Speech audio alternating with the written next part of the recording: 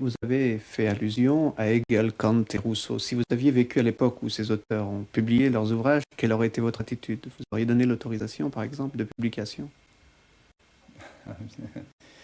Euh, je ne pense pas, parce qu'il est évident que ces philosophies sont tellement contraires à la philosophie qui est enseignée par l'Église, qui est approuvée par l'Église, en particulier celle de Saint Thomas d'Aquin.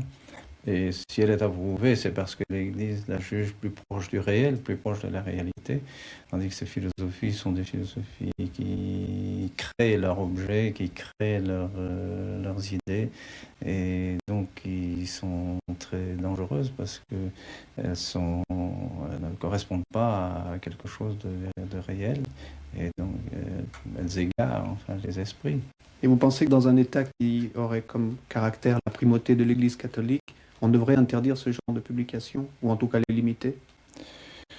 Oh, les limiter, certainement, certainement parce qu'elles elles introduisent justement ce ferment de subjectivisme et de personnalisme, vous voyez, qui fait que les citoyens n'obéissent plus, parce qu'ils n'obéissent plus qu'à leurs pensées, à leurs idées, à ce qu'ils forgent par eux-mêmes comme idées, comme morale, comme conception, comme philosophie.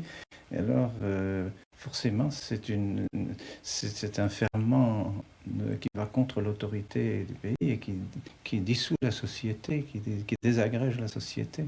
Vous ne pensez pas pourtant que l'homme devrait pouvoir faire le choix de la foi en toute liberté et en toute connaissance de cause, donc par là même avoir ces informations? Eh bien, dans la mesure où il est capable de le faire. Et comme l'Église est persuadée qu'elle seule a la vérité, parce qu'elle elle la possède de Dieu lui-même qui lui a enseigné par notre Seigneur Jésus-Christ. Donc, elle ne peut pas, je dirais, mettre en doute sa propre vérité et dire que chacun peut mettre en doute sa religion, essayer de connaître les autres religions pour voir si une autre religion lui convient.